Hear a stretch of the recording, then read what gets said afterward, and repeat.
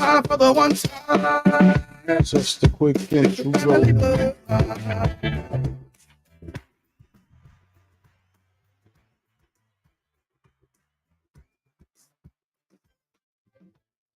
So what's good, family? This is a quick impromptu, bit of an impromptu type of deal for me. I'm going to be reading from Project 2025. I got the information off of the heritagefoundation.org uh, website. And so I just wanted to, I know just like myself, there are many other people who have been interested in at least reading some of or hearing some of what this document is saying or what it's been saying. So I'm gonna take some time to actually read it and read some of it as I go along. Now, there's a lot that I'm actually going to miss. I'm going to be skipping over, but that can be if you really want to take a good look at it. So it says it's about 922 pages total. Um, the what I'm looking at right now actually is 922 pages, but it's starting on the first chapter of taking the reins of government after the forward and everything else. That starts on page 52. And so I'll go back and look up the actual I'll go and do the other reading on my own. But for now, I'm going to start looking at um, what this is saying so that I can, we can get a good generalization. What I keep equating this document to, what it reminds me of is the cornerstone speech by Alexander uh, Stevens in 1861, and how his demented platform began to push out and spell all types of vile sentences towards the citizens of uh, the enslaved peoples of America, and to continue to justify the stealing of their rights, as it were. Uh, and so this document, I've heard a lot about it. I haven't read much. I haven't read any of it, but I plan on reading it now, and we can get into any type of discussion or discussions anyone might have pertaining to uh, the Project 2025. And so as I'm looking at it, it starts out, and again, I'm pulling this directly from the heritagefoundation.org website, and it calls itself actually, as I scroll back up, geez, there's such a litany of contributors to this document that, depending on what it's actually and honestly spelling out, I'd like to try and figure out what is the reason or purpose behind it. So 2025 Mandate for Leadership, the Conservative Promise is what it says. The forward is by Kevin Roberts and edited by Paul Dans and Stephen Groves. And like I said, there's a ton of different contributors to this, and I won't go through the litany. I can share my page, my actual page, and I probably will over here on StreamYard. So uh, let me put this in my comments on TikTok in the event anyone wants to come and join on StreamYard as I'm reading. But I will share my screen. Um, I'll share my screen as I read this over here on StreamYard.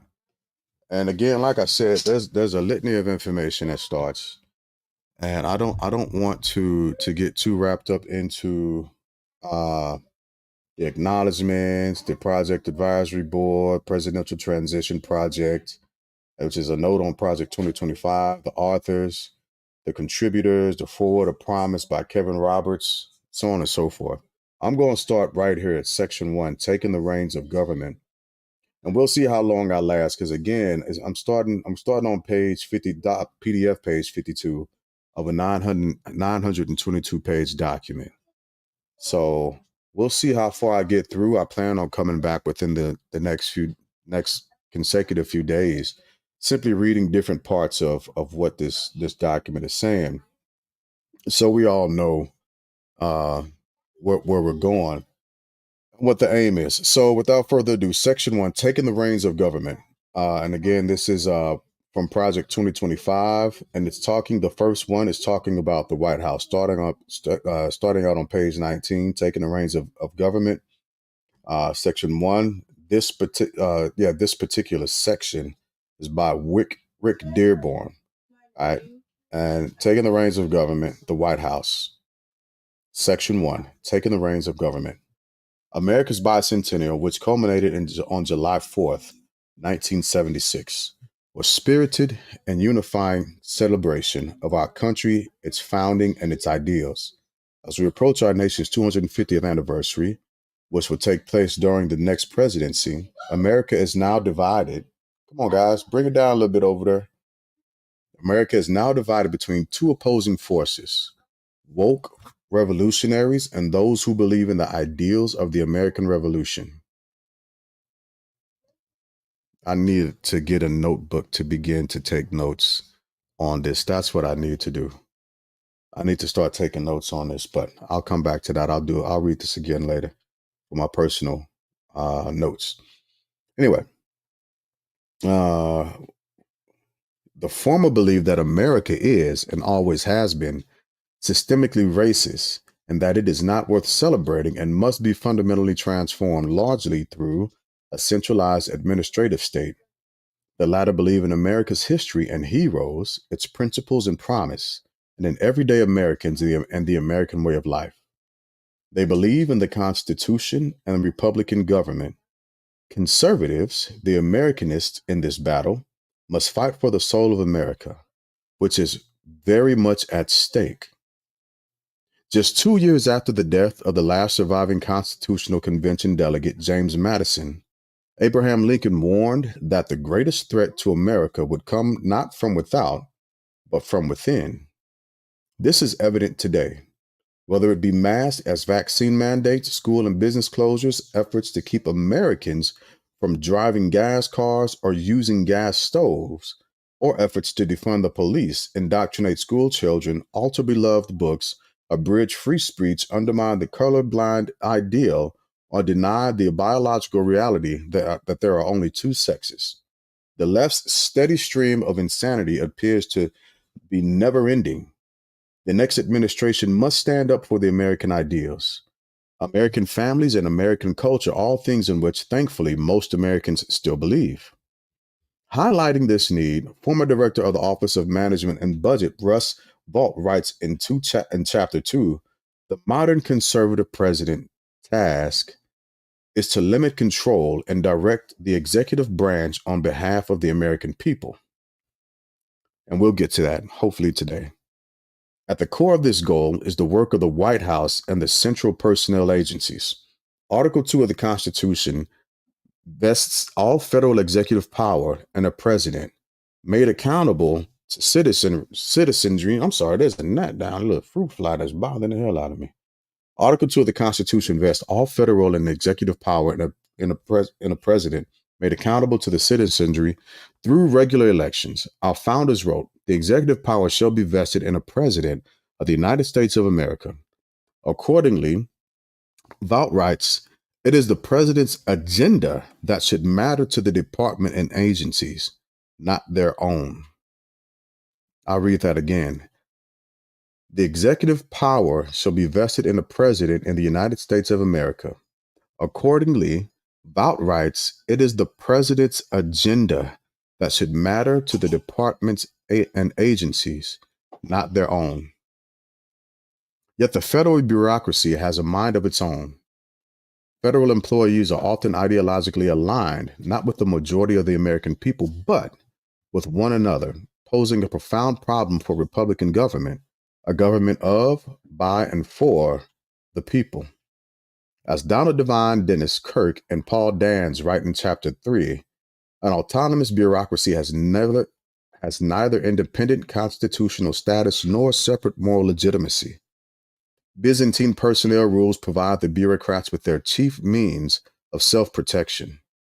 What's more, knowledge of such rules is used to thwart the president's appointees and agendas. As Devin, Kirk, and Dans write, managing the immense bureaucracy of the federal government is impossible without an understanding of the key central personnel agencies and their governing laws and regulations. Many of these laws and regulations governing a largely underworked, overcompensated, and unaccountable federal civilian workforce are so irrational that they would be comical in less important context. This is true whether it comes to evaluating employees' performance or hiring new employees. Only in the federal government could an applicant in the hiring process be sent to the front of the line because of a history of drug addiction or alcoholism, or due to morbid obesity, irritable bowel syndrome, or a psychiatric disorder.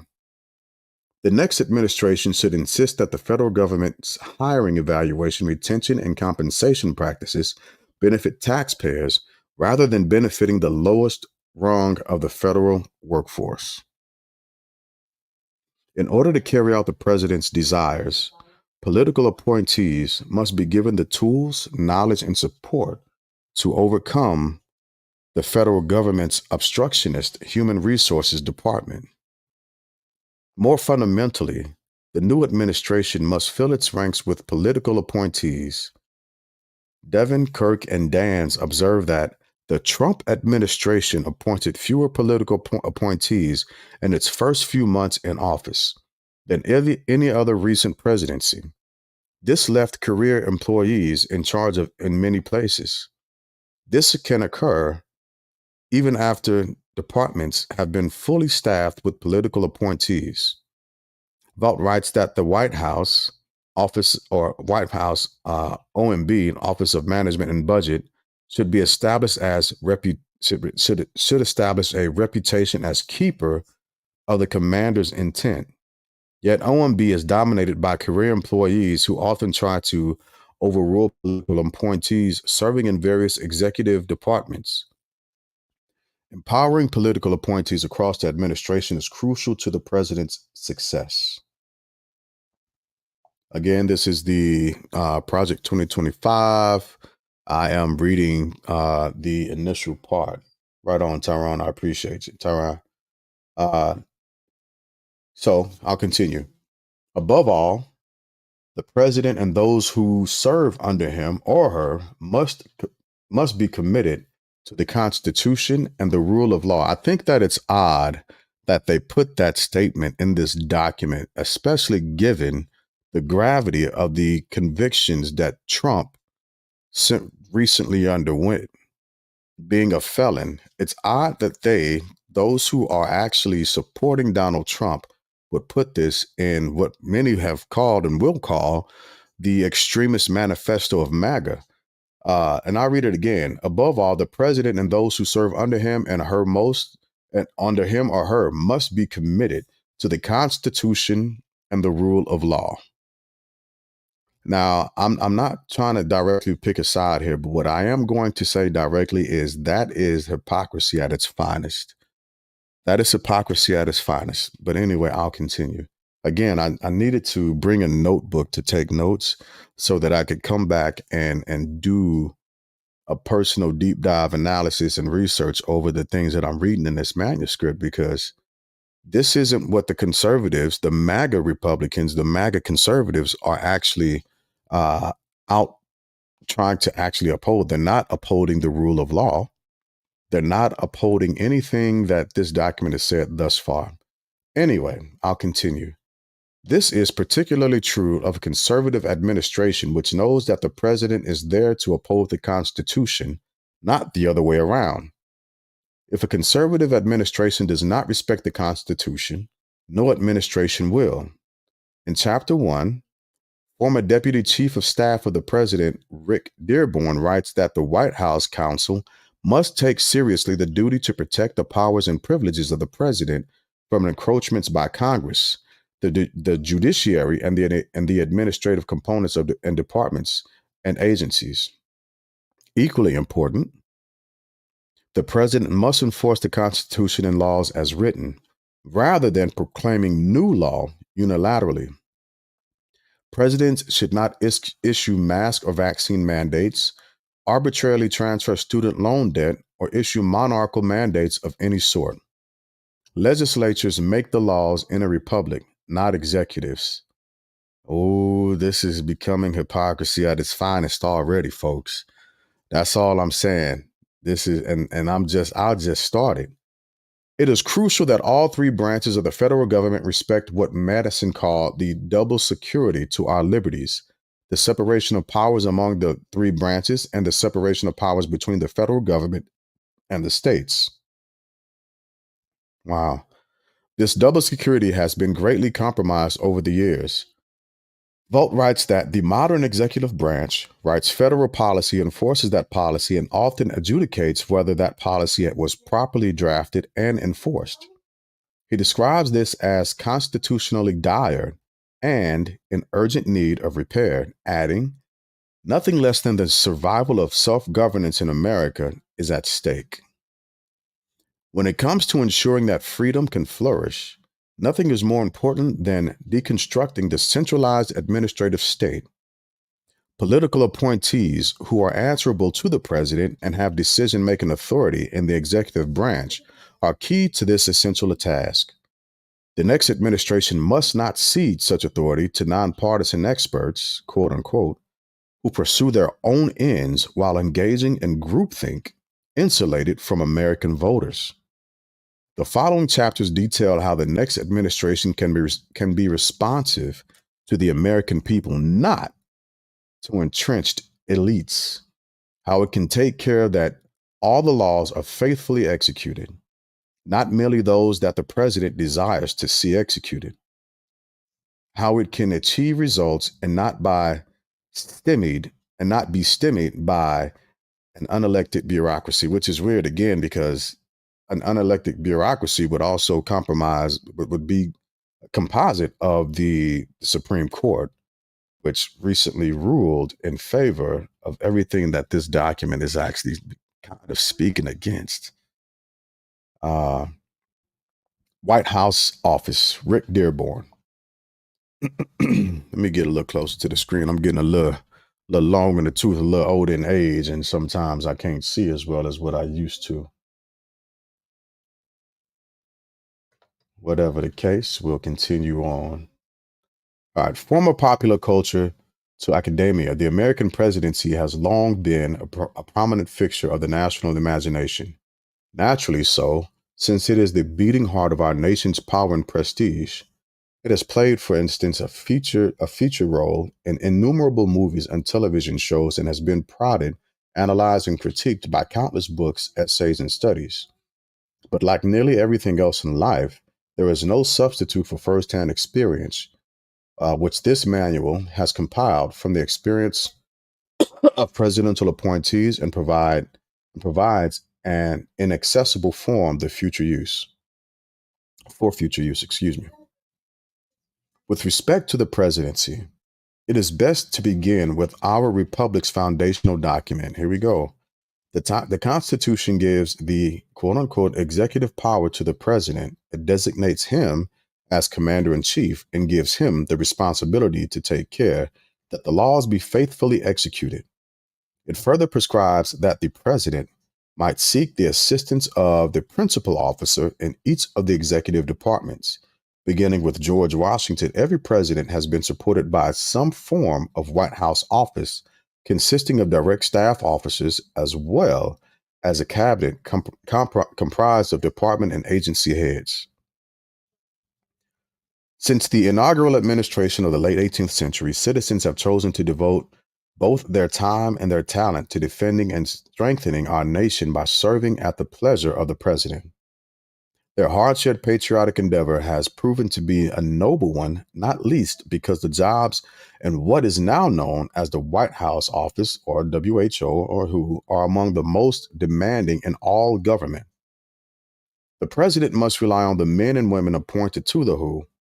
There simply are not enough hours in the day to manage the affairs of state single-handedly, which I agree with. So delegation is not just advisable, it is essential. The decisions that assistants and senior advisors make will directly impact the administration, its legacy, and, most important, the fate of the country. Their agenda must therefore be the president's agenda. Choosing who will carry out that agenda on a daily basis is not only one of the first decisions a president makes in office, but also one of the most critical. The tone and tempo of an administration are often determined on January 20th. Now, what I will say to this, there's a thing called leadership vision that a lot of the senior level NCOs as well as officers have to understand and buy into, as long as those that vision does not violate any jot or tittle within the Constitution, because we're sworn to the Constitution and not the person upholding or sitting in a specific seat. That is, I think, the difference of what this document is stating. This is saying that the person that is holding the seat needs to have allegiance essentially sworn to them. It sounds like, the way I read it, minus the actual faithful of the fidelity, the through and through fidelity of the Constitution. And I think that is an issue in and of itself. And again, I just started this document, and it has already become laced with hypocrisies from Trump supporters and MAGA supporters, which are essentially the authors of this document in and of itself. However, I digress, and I will continue to read. Chief of Staff. As with most of the positions that will be covered in this first chapter, the Chief of Staff is also an assistant to the president. However, the chief is truly first among equals. Of all presidential staff members, the chief is the most critical to implementation of the president's vision for the country. The chief also has a dual role as manager of the staffs of both the WHO and the Executive Office of the President, EOP. The Chief of Staff's first managerial task is to establish an organizational chart for the White House office. It should be simple and contain clear lines of authority and responsibility to avoid conflicts. It should also identify specific points of contact for each element of the government outside of the White House. These contacts should include the White House liaisons, who are selected by the Office of Presidential Personnel, or the PPO. Receiving guidance from the president, the chief endeavors to implement the president's agenda by setting priorities for the WHO. This process begins by taking stock of the president's campaign promises, identifying current and prospective opportunities. I'm sorry, I'm looking at something. I couldn't see that. And then delegating policy priorities among the departments and agencies of the cabinet and throughout the 3 White House policy councils. You know what? I meant to do this also. Forgive me, y'all. And I'll make sure I go to the comments in the event somebody has something to say. I'll read that last part again. Receiving guidance from the president, the chief endeavors to implement the president's agenda by setting priorities for the WHO. This process begins by taking stock of the president's campaign promises, identifying current and prospective opportunities, and then delegating policy priorities among the departments and agencies of the cabinet and throughout the 3 White House policy councils. They are the National Economic Council, or NEC, the Domestic Policy Council, or DPC, and the National Security Council, or NSC. The president is briefed on all of his policy priorities by his cabinet and senior staff as directed by chief. The chief, along with senior WHO staff, maps out the issues and themes that will be covered daily and weekly. The chief then works with the policy councils, the cabinet, the Office of Communications, and the Office of Legislative Affairs, OLA, to sequence and execute the rollout of policies and announcements. White House counsel and senior advisors and senior counselors are also intimately involved.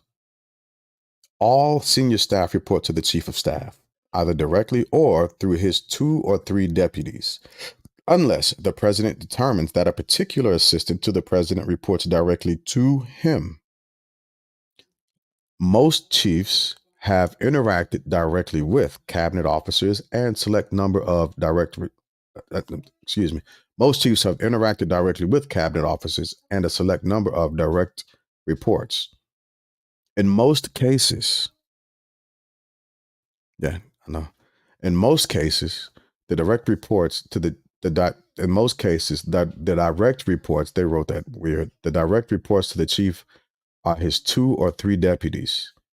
The communications director, I wish I would have brought my notebook so that I could actually, thanks for the follow, so that I could actually write down in a flow chart what this is describing and then have it to present up on here. But if you hopped in and you're listening to me right now, I am actually reading Project 2025.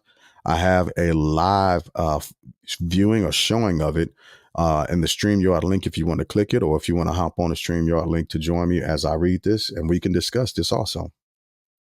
But I'll continue. OPL, the Cabinet Secretary and Intergovernmental Affairs, IGA, also report directly to the chief. Usually, however, they report instead to a deputy chief of staff. The chief of staff's main challenge is time management, which I can understand, his use of his deputies, meetings with senior staff, and direction provided to the WHO must all balance with daily needs to the president. A successful chief steers the West Wing using his management of influence with the various individuals and entities around him. It goes without saying that selecting the right person to be chief is vital.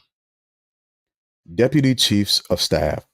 In recent years, presidents typically have appointed 2 deputy chiefs of staff, a deputy chief of staff for management and operations, and a deputy chief of staff for policy. Excuse me. There also have been other types of deputy chiefs whose roles have included, for example, overseeing strategy, planning, and implementation. Chiefs of staff have then occasionally appointed a principal deputy chief to be in charge of guiding decision-making, organizational structure, and information flow. Principal deputy chiefs of staff. Not all chiefs of staff have tapped their principal deputy. A major reason is that doing so adds another layer of command complexity.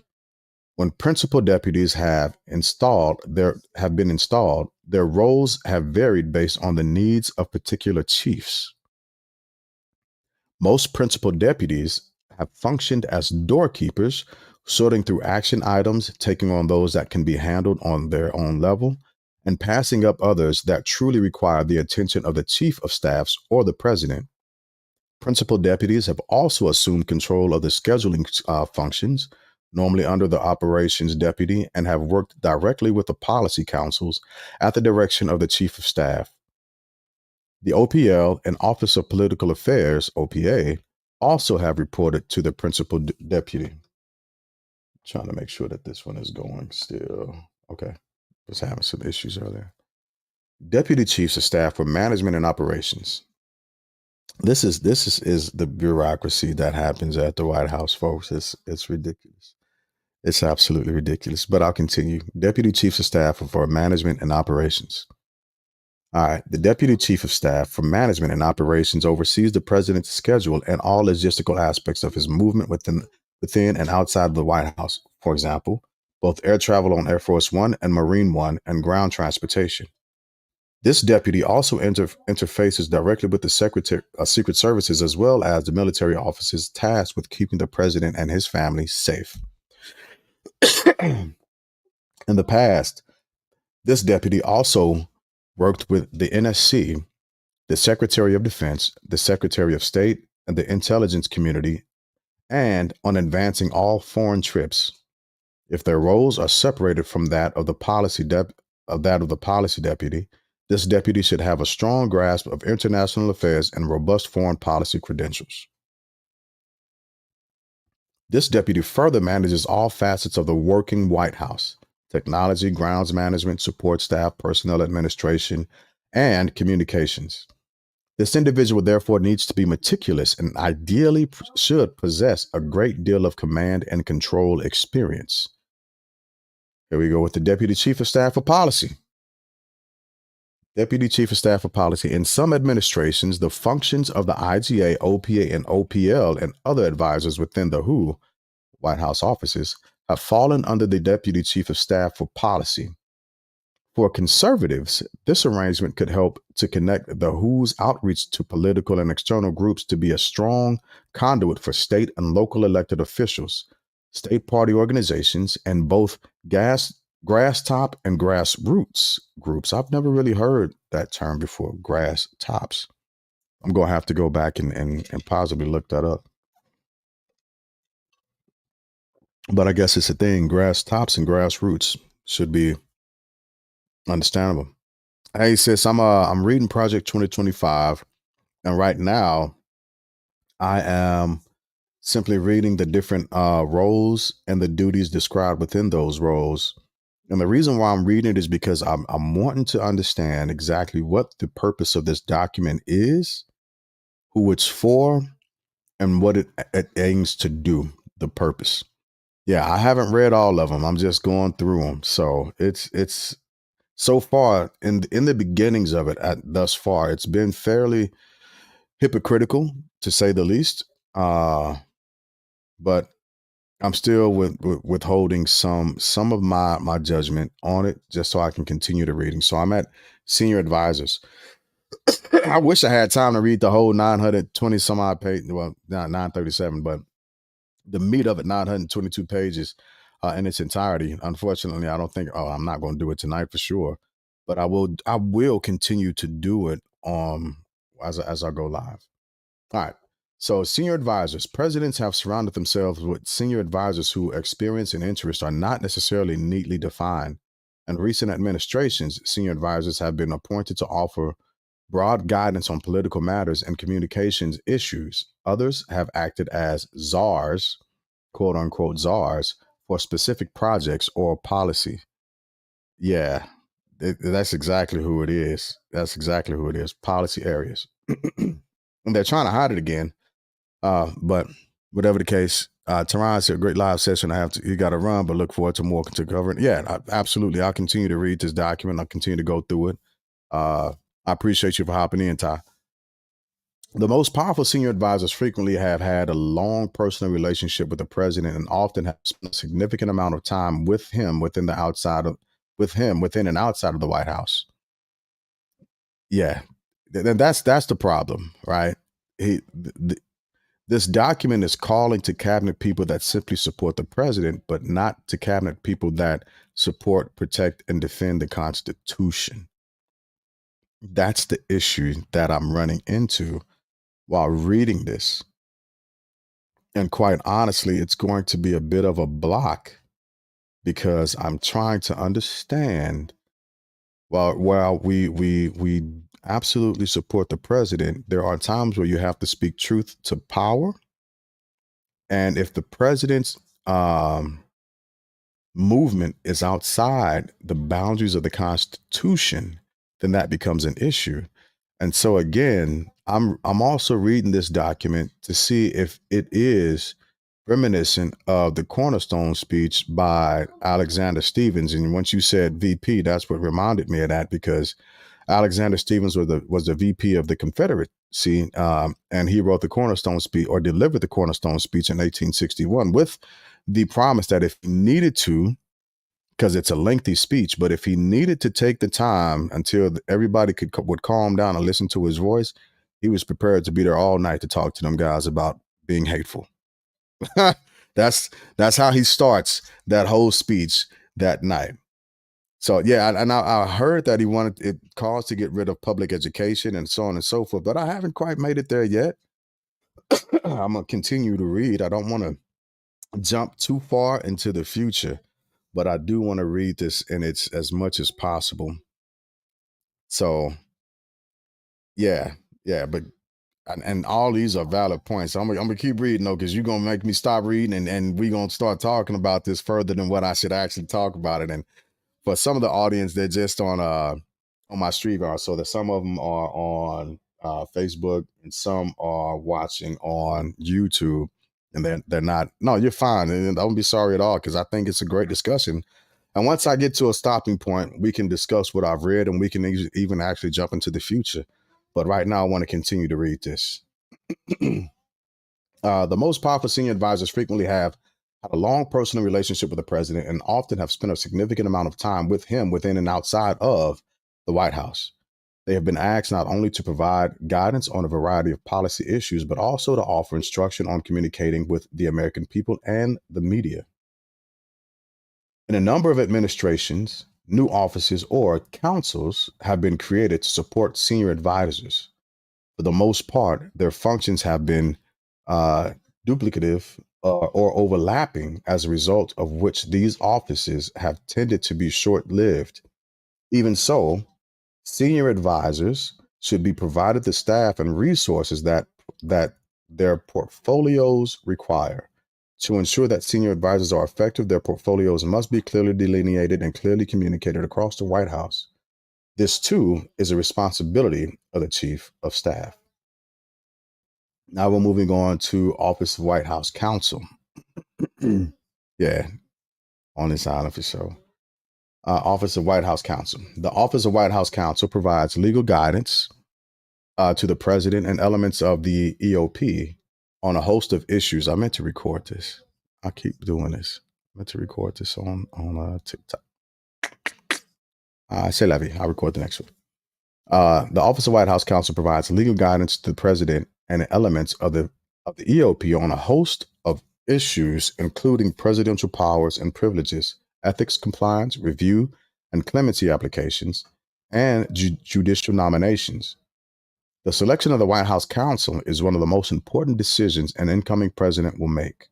The office is not designed to create or advance policies on its own initiative, nor should it do so. Rather, it is dedicated to guiding the president and his reports on, scroll down, and his reports, the president report on how, within the bounds of the law, to pursue and realize the president's agenda.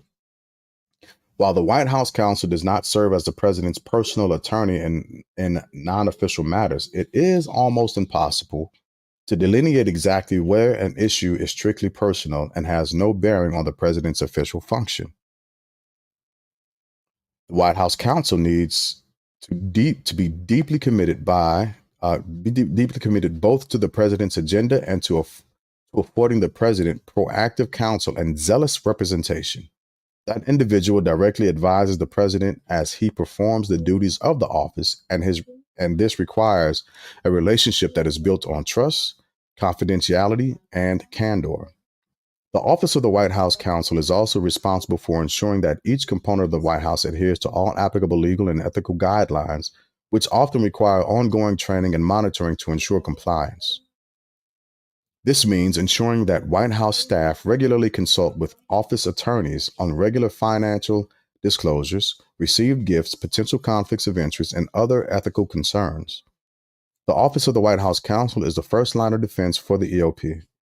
Its staff must take seriously the duty to protect the powers and privileges of the president from encroachments by Congress, the judiciary, and the administrative components of the departments and agencies. That is an island. This is setting the tone and creating an island of a person, of a man. In addition to the White House Counsel, the office includes deputies, assistants, associates, and legal support staff.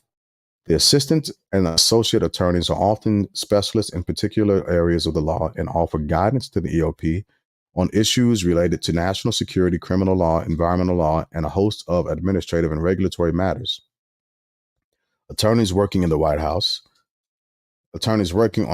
Office of the White House Counsel serve as legal advisors to the White House policy operation by reviewing executive orders, agency regulations, and other policy-related functions. Here again, subordinates should be deeply committed to the president's agenda and see their role as helping to accomplish the agenda through problem solving and advocacy. They should not erect roadblocks out of an abundance of caution. Rather, they should offer practical legal advice on how to promote the president's agenda within the bounds of the law. Within the bounds of the law. Again, the White House counsel's office cannot serve as a finishing school to credential the next set of white shoe law firm attorneys or federal judges in waiting who cabin their opinions for fear their elite credentials could be tarnished through a policy disagreement. Rather, it should function more as an activist yet it should function more as an activist yet ethical plaintiff's firm and that advocates for its client. The administration's agenda within the limits imposed by the Constitution and the duties of the legal profession. The Office of the White House Counsel also serves as the primary gateway for communication between the White House and Department of Justice, the DOJ. Traditionally, both the White House Counsel and the Attorney General have issued a memo requiring all contact between the two institutions to occur only between the Office of the White House Counsel and the Attorney General or Deputy Attorney General. The next administration should re-examine this policy and determine whether it might be more efficient or more appropriate for communication to occur through additional channels. The White House Counsel also works closely with the DOJ Office of Legal Counsel to seek opinions on, for example, matters of policy development and the constitutionality of presidential power and privileges with OLA and the DOJ Office of Legal Policy on presidential judicial nominees. When a new president takes office, he will need to decide expeditiously how to handle any major ongoing litigation or other pending legal matters that might present a challenge to his agenda. To offer guidance, the White House Counsel must get up to speed as quickly as possible on all significant ongoing legal challenges across the executive branch that might affect the new administration's policy agenda, and must be prepared at the outset of the administration to present recommendations to the president, including recommendations for reconsidering or reversing positions on the previous administration in any significant litigation. This review will usually require consulting with the new political leadership at the Justice Department, including during the transition period. Scrolling down. No day is predictable at the White House. Therefore, to handle the pace and volatility of affairs, the Office of the White House Counsel must offer measured legal guidance in a timely manner. This often means foregoing law review style memos about esoteric legal concepts and instead quickly providing high-level yet incisive guidance. Due to evolving world events, domestic affairs, and political pressures, the office often faces legal questions for which there may not be a wealth of precedents. Attorneys in the Office of the White House Counsel must therefore work collaboratively within the White House and the Department of Justice, relying on each other as a team to ensure that proper legal guidance is delivered to the president. The president should choose a White House counsel who is well versed in the Constitution, administrative and regulatory law, and the inner workings of Congress and the political process. Instead of choosing a specialist, the president should hire a counsel with extensive experience with a wide range of complex legal subjects. Moreover, while a candidate with elite credentials might seem ideal, the best one will be above all loyal to the president and the Constitution. That's a lot to say. We are about to get into the staff secretary. Wet my whistle. Yeesh. There's a lot of reading going on today. A lot. Staff secretary. The office of the staff secretary is rarely visible to the outside world, but it performs work of tremendous importance. The office is similar to a military commander's adjutant, as it is responsible for fielding and managing a vast amount of information at the top of its organization. This includes information on its way into the Oval Office as well as information flowing out from the Oval Office. Because of its gatekeeping function, the position of staff secretary is one of extreme trust, and the individual who possesses possesses it should be vetted to work as an honest broker in the president's service. Go back up. All right. The office of the staff secretary has been described as the last substantive control point before papers reach the Oval Office. A great deal of information is headed toward the Oval Office at any moment. This includes presidential decision memos, bills passed by Congress, which may be accompanied by signing or vetoing statements, and briefing books, reading material, samples of constituent mail, personal mail, and drafts of speeches. The staff secretary makes certain that these materials are complete, well ordered, and up to date before they reach the president. This necessarily means that the staff secretary plays a key role in determining who weighs in on policy matters and when. As noted above, the staff secretary also handles information leaving the Oval Office. The president may have questions after reviewing incoming material, may wish to seek more information, or may demand revisions. The staff secretary is often responsible for directing these requests to the appropriate places and following up on them to ensure that they are completed. One of the staff secretary's critical functions in managing and overseeing the clearance process for the president's daily nightly briefing book. This book is filled with all the reading material and leading documentation the president needs in the morning and the evening to help him make decisions.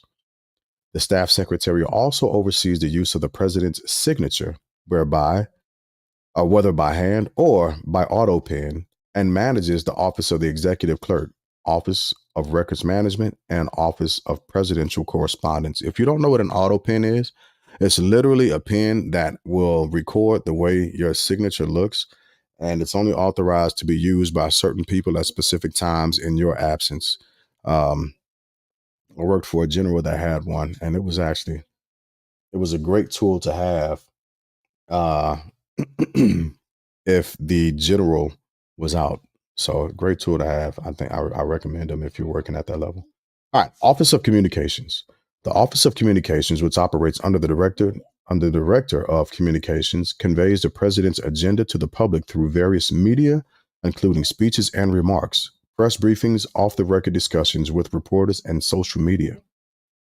Depending on how a president chooses to structure his White House, the Office of Communications may include the Office of the Press Secretary, press office, but no matter how it is structured, the office must work closely with the press office as well as the president's speechwriters and digital strategists. Operational functions of the Office of Communications include scheduling and running press briefings, interviews, meetings, media appearances, speeches, and a range of other events. The Office of Communications must maintain robust relationships with the White House, Press Corps, the White House Correspondents Association, regional stakeholders, and key interest groups. No legal entitlement exists for the provisions of permanent space for media on the White House campus, and the next administration should re-examine the balance between media demands and space constraints on the White House premises. Leadership within the Office of Communications should include a communications director who is a direct report to the Chief of Staff, a deputy communications director, a deputy director for strategic communications, and a press secretary. This leadership team must work together closely to drive the national narrative about the White House. The best resource for the Office of Communications is the president. The president conveys the White House overall message through one or two inaugural addresses, State of the Union addresses, speeches to Congress, and press conferences. The office must also ensure that the various White House offices disseminate a unified message to the public. The communications director and press secretary in particular should be careful to avoid contradicting the president or delivering conflicting information. The speechwriting team is a critical component of the communications team. Speechwriting is a unique talent.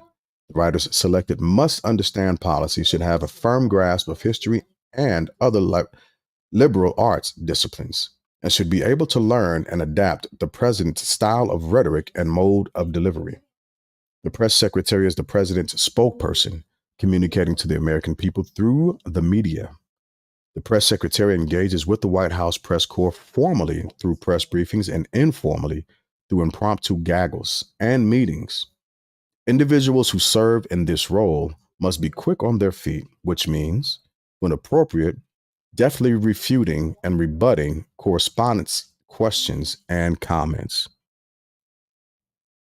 Yeah, write what they are told. That's essentially what they're saying, Jada. The communications director must convey the president's mission to the American people, especially for conservatives. This means navigating the mainstream media to ensure that the president's agenda is conveyed effectively and accurately. I have to take a quick pause on that point because everywhere you listen, not just in conservative media, but in left-wing media, there is this phrase, if you will, but nobody seems to actually think of themselves as this phrase, especially for the people who are saying it. The mainstream media will often use, well, the mainstream media is saying, well, you are the mainstream media that's saying this thing. And yet we continue to support these talking heads that don't have the best interests of the people at heart or in mind, but are willing to more so frame a specific event, thing, places, or places that best serves their political beliefs. It's never really the truth, the fullness, or the vastness of the situation. It's quite frequently a twist and a play on what's happened or happening throughout the airways. So that whole phrase of mainstream media, if you are on TV at a prime time moment, or if most of these outlets, most of these outlets are mainstream media, and they are the exact same mainstream media that's telling you not to trust the mainstream media. Now, y'all make that make sense to me, because I struggle with that every time I hear these fools saying mainstream media and then point the finger at a different mainstream media outlet than them. Like, it's just like Fox pointing the finger at CNN. But wait a minute, that doesn't make much sense to me. You're both the same. You're the same type of animal. You're the same species. You're both propagandists. Anyway, all right, I'll continue for a little bit more, and then I will be back tomorrow at roughly the same time to continue the reading. All right. The communications director must convey the president's mission. Make sure I didn't read this. I'll read it again. The communications director must convey the president's mission to the American people, especially for conservatives. This means navigating the mainstream media to ensure that the president's agenda is conveyed effectively and accurately. The communications director must be politically savvy and very aware of the ongoing activities of other White House offices. The new administration should examine the nature and the relationship between itself and the White House Correspondents Association and consider whether an alternative coordinating body might be more suitable. Office of Legislative Affairs, the OLA. Created by President Dwight Eisenhower, the OLA has continued to serve as the liaison between the White House and Congress. The White House must work with congressional leaders to ensure presidential nominees for roles such as cabinet secretaries and ambassadors are confirmed by the Senate. The White House also relies on Congress to enact reforms promised by the president on the campaign trail, whether those promises relate to healthcare, education, or national defense. Because Congress holds the power of the purse, White House staffers must ensure that there is enough support on the Hill to secure the necessary funding through the appropriations process to fulfill the president's agenda. The OLA reports directly to the Chief of Staff and in some administrations has done so under the guidance of the Deputy Chief of Staff, usually the Deputy Chief for Policy. Regardless of the person to whom the OLA reports, however, the office exercises a certain autonomy on behalf of the president and the chief of staff in directly influencing congressional leaders of both major political parties. The OLA often must function as the mediator among the parties and find common ground to facilitate the successful enactment of the president's agenda. I'm going to tell y'all, this is why we can't get anything done at the White House for the people.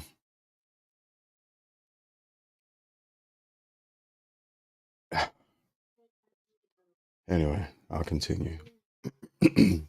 As is the case with many White House offices, but especially the Office of Communications, the OLA must ensure that congressional leaders receive one unified message. If other actors within the White House maintain their own relationships with congressional leaders and staffers, it may appear that the president's agenda is fractured and lacks consensus. This dynamic has caused real problems for many presidents in the past. Internally, OLA staffers need to be involved in policy discussions, budget reviews, and other important meetings. They must also provide advice to policy staffers regarding whether certain ideas are politically feasible. Externally, OLA staffers have to communicate continuously with congressional offices of both parties in both of the House and the Senate to ensure that the president has enough support to enact his legislative priorities or sustain votes. The OLA requires staffers who are effective communicators and can provide a dose of reality to other White House staffers when necessary. Although a policy proposal from within the White House may be a great idea, OLA staffers must ensure that it's politically feasible, that it is politically feasible. OLA staffers must therefore be skilled in both politics and policy. Furthermore, the president should seek out individuals who can advance his agenda and at the same time forge pathways with members of the opposing political party on other priorities. Most important, the OLA must function as a well-oiled machine, precisely synced. The president cannot afford to have a tennis player on, much less as the leader of his football team. Office of Presidential Personnel, PPO. The political axiom that personnel is policy was popularized under President Ronald Reagan during the 1981 presidential transition. One of the most important offices in the White House is the PPO, which was created under President Richard Nixon to centralize political appointments. Departments and agencies had and still have direct legal authority on hiring and firing, but the power to fill Schedule C positions, the core of political jobs, is vested with the president. Therefore, the White House, not the department or agency, has the final word on political appointments. I said that and I paused in place so you can let that sink in for a second. PPO's primary responsibility is to staff the executive branch with individuals who are equipped to implement the president's agenda. Although its focus should be identifying and recruiting leaders to fill. So I'm going to take a quick pause and read this comment by Jada, a former soldier. So I feel like all of these things have already been in place. They're just letting us know, and sounds like a script from Designated Survivor. That last sentence is hilarious, Jada. So yeah, these are just simply different positions that get filled as new presidents come in. The issue that I'm having is the mountain of bureaucracy that is happening at that level. There is no real ease of access, as it were, to decision making. There's a lot of different barriers. There's a moat. The president seems to be on an island, as Tanisha pointed out on TikTok, on an island, and all these other people surrounding the president, starting with the chief of staff, which I'm very familiar with the position in the Army, begins that process of a moat. And there's no one to drain the swamp, because the president is the person that begins to create the dam that creates the swamp. If you follow how I'm putting that, where I'm going with that. So if there's an issue at the White House, understanding the position of the president and understanding all the staffers that are involved at this point, and again, the president being the island. About to get the That just means that I've been on here reading for an hour already. So the president is the island or the castle, and then there should be a river. It should run this river of personnel should run consecutively and free flowing, like one of the sentences pointed out, like a well-oiled machine. However, depending on the president and depending on the appointees, starting with the chief of staff, that river is quickly dammed up and becomes a swamp of sorts. And so there is no draining a swamp if you have a president who is an alligator, a creature that likes to actually dwell in the swamp. The only thing that they want to do is continue to flourish in that type of environment. So I'll continue reading. I don't know if I'm gonna go for another hour or not, but I do plan on reading all 900 plus pages of this online. So, and remember, every Friday we do a live for the family bloodline. So, notwithstanding on Fridays, I'll probably take a bit of a break or be on early on the weekends so that I can extend my reading time out. I want to get through all of this with everyone. And what I'll probably start doing is making sure that I actually post a schedule of reading a day before so that I can make sure that those who want to tune in to hear me read this are able to at the appropriate time. All right, PPO's primary responsibility is to staff the executive branch with individuals who are equipped to implement the president's agenda, although its focus should be identifying and recruiting leaders to fill approximately 1,000 appointments that require Senate confirmation. PPO must also fill approximately 3,000 political jobs that require dedicated conservatives to support the administration's political leadership. Frequently, many medium tier and top tier jobs have been filled by policy experts tasked with accomplishing much of the work of the administration. At the same time, the appointees of the entry level jobs have brought invaluable energy and commitment to the White House and have proved to be the farm team for conservative movement. And again, this document is going to refer to conservative ideas primarily because it's the Project 2025 document, and that's the angle that it's coming from. It's Trump supporters. Let's be honest about the situation, and them pulling out and outlining their agenda through various different means, engines, and fashions. And so we're going to continue to read how they're going to do that. White House and have proved to be farm team for conservative movement. The Office of the Presidential Personnel is responsible for identifying potential political personnel, both actively through recruitment and passively by fielding resumes and adjudicating requests from political actors, vetting potential political personnel by conducting political background checks and reviewing any clearance and fitness assessments by departments of agencies. Hey, if you have a president as a felon, can they or can they not receive top secret briefings? That's a question for the panel, and y'all can put your answer up. I'll wait for them. Vetting potential political personnel by conducting political background checks, reviewing and clearance fitness assessment departments of agencies, making recommendations to the president and to other appointment authorities on behalf of the president, identifying programmatic political workforce needs early and developing plans, for example, Schedule F, maintaining a strong relationship with the Office of Personnel Management, OPM, both. Oh, they should not. Okay, I got one answer. Maintaining a strong relationship with the OPM, both for operational purposes and to effectuate the president's direct Title V authorities. The president is in charge of the federal workforce and exercise control principally by working through the director of the Office of Personnel Management. Training and I'm sorry, I was reading another comment. All right, back. Training, connecting political personnel, playing quote unquote bad cop in a way that other White House offices cannot, including serving as the office that takes direct responsibility for firings and hirings, serving as a personnel link between the conservative organizations and the executive branch.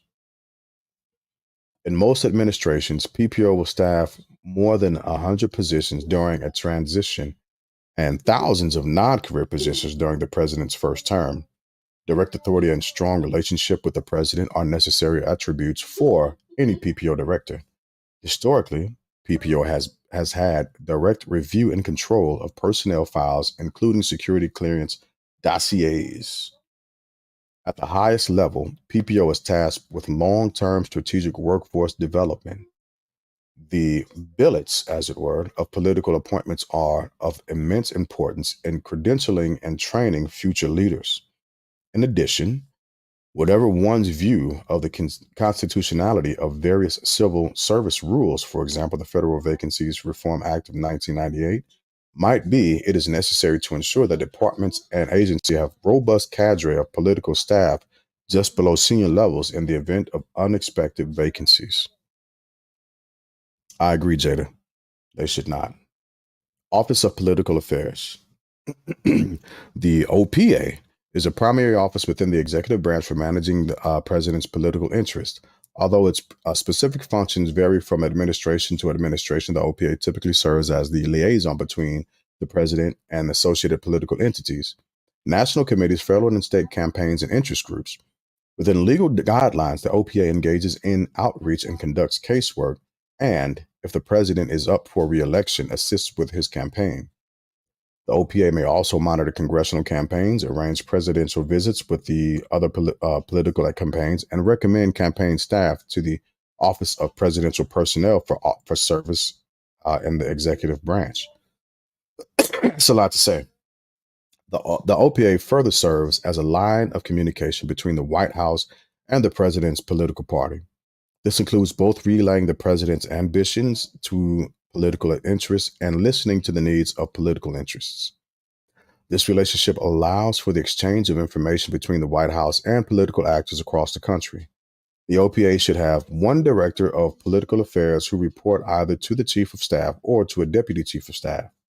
The OPA should also include various deputy directors, each of whom is responsible for a certain geographical region of the country. Because nearly all White House activities are in some way inherently political, the OPA needs to be aware of all presidential actions and activities, including travel, policy decisions, speeches, nominations, and responses to matters of national security, and consider how they might affect the president's image. The OPA must therefore have a designated staffer who communicates not only with other White House offices, but also with the cabinet of the executive branch agencies. All right, the Office of the Cabinet of Affairs, OCA. We are getting a lot of information about the different positions in the presidency. Office of Cabinet Affairs, OCA. The OCA's role has changed in some degree with other course of various administrations, but its overriding function remains the same: to ensure the coordination of policy and communication between the White House and the cabinet. Most important, the OCA coordinates all cabinet meetings with the president. It should also organize too many positions with a waste, too many positions and a waste on money, all to hide their lined pockets. I do not disagree. I very much so agree with that statement, Jada. Very much so agree with that. Yeah, I do. I do. It should also organize the administrative regular meetings of the deputy secretaries, because they also typically serve vital roles in the department and agencies, and further often become acting secretaries when cabinet members resign. There should be one cabinet secretary who reports to the chief of staff's office, either directly or through a deputy chief, according to the chief's preference and focus. The cabinet secretary maintains a direct relationship with all members of the cabinet. The OCA further consists of deputies and special assistants who work with each department's principal deputy secretary, undersecretaries, assistant secretaries, and other senior staff. The OCA also connects the departments to White House offices. The OCA coordinates with the Chief of Staff Office and the Office of Communications to promote the President's agenda through the Cabinet Department and agencies. The Cabinet's communication staffers are obviously another critical component of this operation. In prior administrations, the OCA has played a vital role by tracking the President's agenda by for the Chief of Staff, deputy chiefs, and senior advisors. It has worked with each department and agency to advance policy priorities. In the future, amplifying this function would truly benefit both the president and the conservative movement. From time to time throughout an administration, travel optics, ethics challenges, and Hatch Act issues involving cabinet members, deputies, and senior staffers can arise. The OCA is normally tasked with keeping the WHO informed of such developments and providing support if and when necessary. The ideal cabinet secretary will have exceptional organizational skills and be a seasoned political political operative or attorney, because many cabinet officials have been former presidential candidates, governors, ambassadors, and members of the Congress. The ideal candidate should also possess the ability to interact with and persuade accomplished individuals. Okay, all right. Where you stopping me at, Jada? But so again, I haven't put the link in the chat just yet, but I'm getting close to a stopping point to where we can actually begin to discuss this. So everything that you're saying right now, make sure you either type it or you want to remember it, because I will invite you up to actually have a discussion from your purview, right? And it's not me that's going to debate your optics. I just want to hear what you have to say about the things that I'm reading right now. So actually, I tell you what. Let me check this out real quick. I will read down to the IGA, and then we'll stop there. And then if you want to hop on, just click that link and hop on, and we'll wrap for a second. From time to time throughout the administration, support necessary and persuade. Okay. So I'm at OPL, Office of Public Liaison. The OPL is critically important in building coalitions and support for the president's agenda across every aligned social, faith-based, minority, and economic interest group. It is critical. It's a critical tool for shaping public opinion and keeping a myriad supporters as well as frenemies and opponents alike who are within reach better informed. The OPL is notably a large office. It should have one director who reports to the Chief of Staff's office, either directly or through a deputy, according to the chief's preference and focus. That's understandable. The director must maintain relationships not only with other WHO heads, but also with the senior staff of every cabinet department and agency. Since a president's agenda is always in motion, it is important for the OPL to facilitate listening sessions to receive the views of various leaders and members of key interest groups. That's interesting. Key interest groups is interesting to me. Anyway, the OPL should also have a sufficient number of deputies and special assistants to cover the vast number of desperate interest groups that are engaged daily. The OPL has by far held more meetings in the Eisenhower Executive Office building and within the West Wing itself than any other office within the WHO. The OPL is a chief of White House enforcer and gatekeeper among these various interest groups. It has operated whenever the chief of staff has given it permission to use both the proverbial carrot and the proverbial stick. To make this work, communication with the chief of staff office is vital. Additionally, the OPL has had an outsized role in the presidential scheduling and both official and political travel. The OPL director should come from the president's election campaign or Capitol Hill, but should not have deeply entrenched connections to K Street entity or any other potential stakeholder. Some prior relationships can create real or perceived biases toward one group or another. The director should be amiable, gregarious, highly organized, and willing to shoulder criticism and pushback from interest groups and other elements of the administration. Unlike the director, OPL deputies and special assistants need a deep understanding of the Capitol from K Street to Capitol Hill. They should have extensive experience in private industry and the labor sector and the conservative movement. What? Okay, let me start that over because that threw me off. They should have extensive experience in private industry, the labor sector, the conservative movement, and among the specific interest groups with which they will be asked to engage on behalf of the White House. OPL staffers work with more external and internal parties than any other WHO staffers. In turn, they must be effective communicators and take initiative and be initiative takers. They must also be able to influence, persuade, and most important, listen to various stakeholders and ensure that they feel heard. All OPL staffers must understand from the outset that their jobs might be modified or even phased out entirely as administration's priorities change.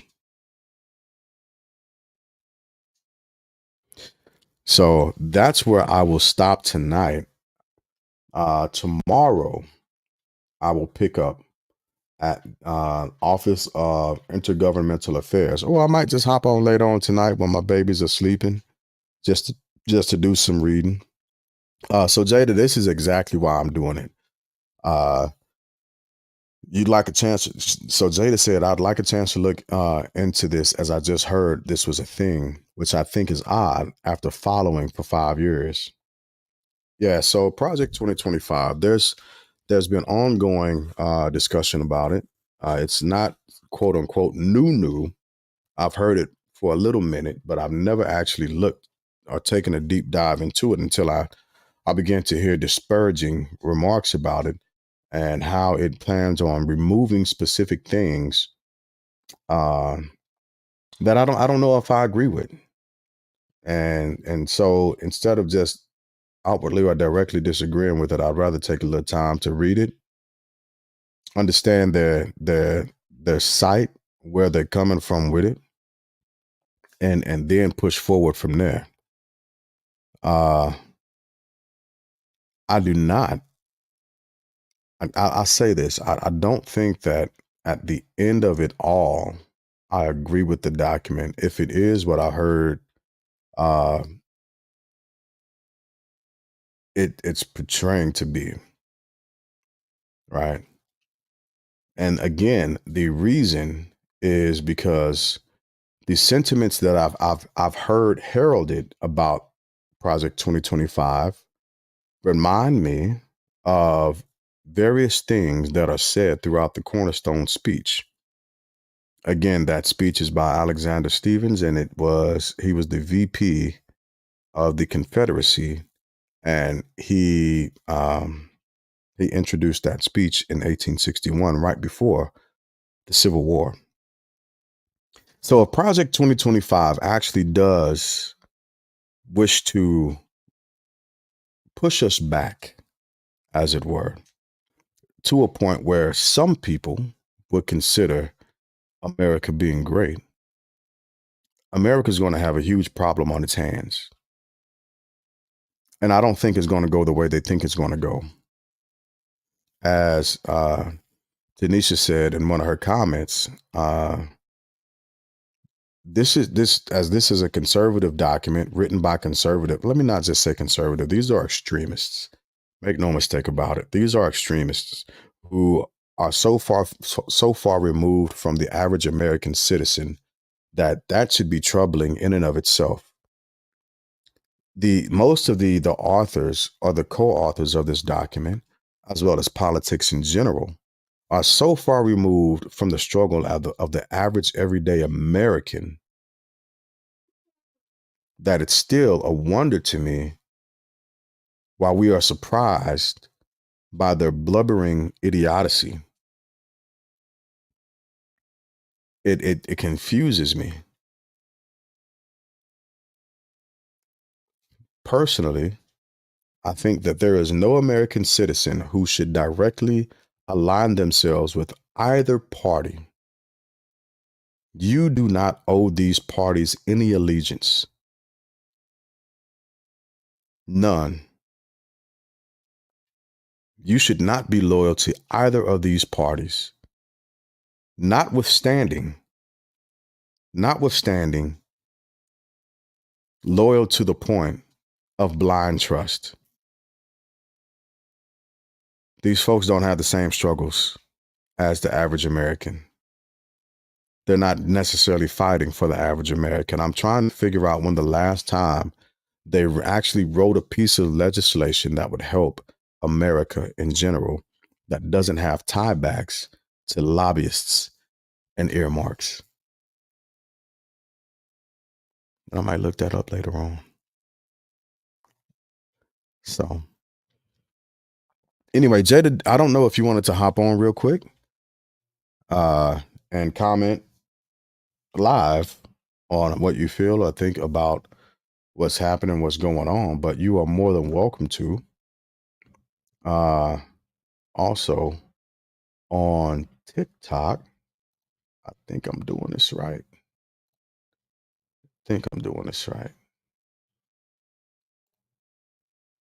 Let me check. Give me a second. On TikTok, if I have anyone who wants to hop on, by all means, feel free. I just figured out how to do this on TikTok. 1913. That's when you gonna hop on? No, I don't. What's 1913 about? What's that about, Jada? I'm not familiar with that. And if anybody else wants to hop on, by all means, let me post a link in the chat. Again, I won't be here too much longer.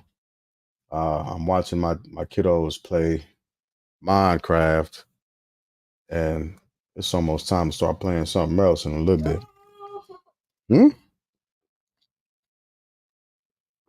Oh, all you have to do is the link that I'm posting. I'll post it one more time. You should be able to see it because you're on Facebook. You should be able to see it, and you can click that link.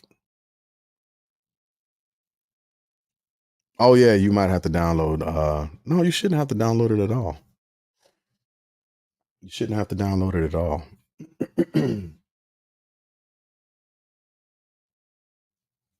Whatever the case, if you have any thoughts or feelings, comments or concerns, if you've read the Project 2025 document and you can give us some insight as to what you think about it, by all means, we'll pause and place for a quick second.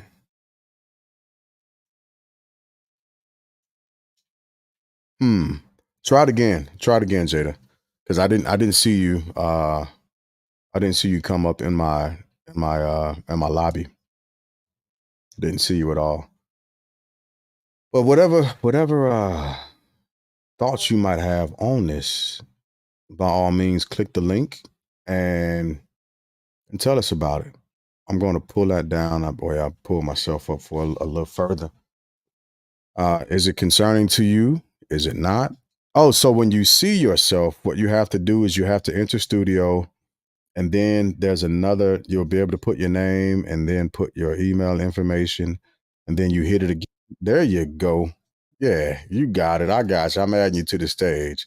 I had to learn how to spell my name, I guess. That happens. What's going on, Battle? It's been a while. Oh, living somebody's dream.